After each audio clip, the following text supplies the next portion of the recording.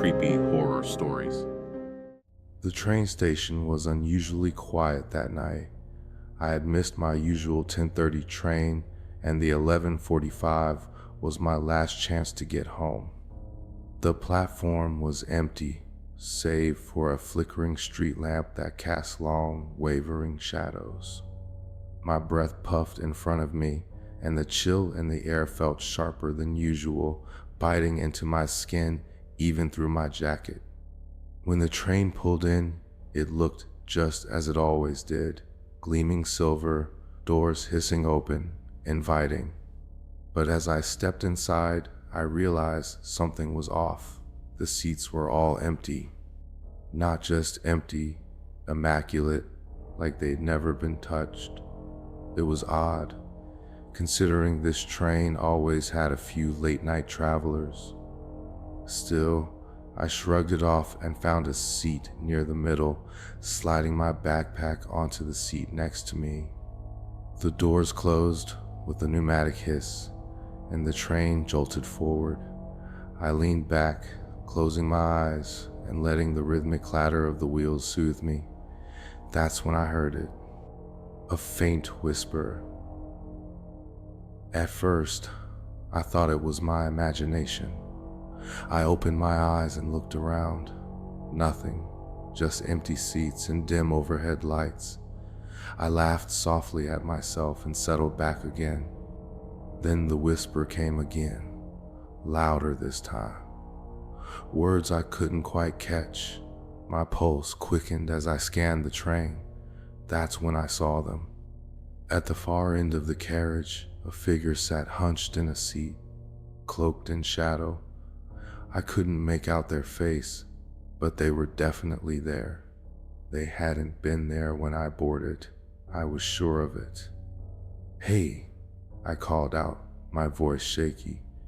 "You okay?" The figure didn't move. They just sat there, head tilted slightly, as if listening. The whispering grew louder, filling the train car, though it sounded like it was coming from everywhere and nowhere at once. I stood, gripping the cold metal pole for support as the train swayed. My feet felt heavy, like they didn't want to move, but curiosity, or maybe something darker, pulled me forward. Step by step, I made my way down the aisle, my heart pounding in my chest. As I got closer, I noticed something strange about the figure. Their clothes were tattered, like they had been dragged through dirt. Their head hung at an unnatural angle, and their hands rested limply in their lap, fingers too long and too pale. The whispers became words as I got closer.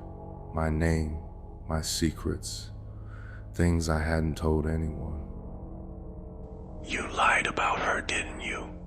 You said you didn't see anything." I froze, my blood turning to ice.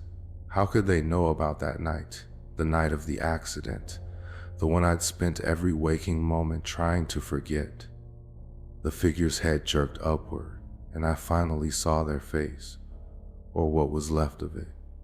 Sunken eyes, hollow and black, stared back at me, their mouth twisted into a grin far too wide, teeth yellow and jagged. The train lurched, throwing me against a seat.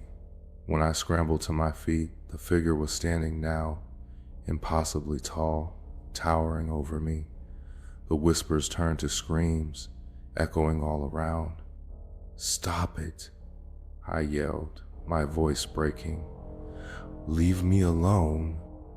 The lights flickered, and in the brief moments of darkness, the figure disappeared, only to reappear closer each time the lights came back on.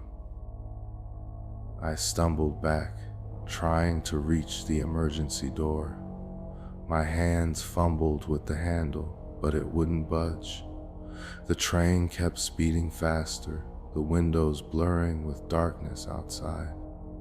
The figure was right in front of me now, its hand reaching out, fingers impossibly long. You can't run from it. It said, its voice a rasp that echoed in my skull. You can't hide. The last thing I remember was his hand closing around my wrist, cold as death itself. Then everything went black. When I woke up, I was back at the station, lying on the cold concrete platform. The 11:45 train was gone, and the clock read 7 a.m. My backpack was beside me, untouched.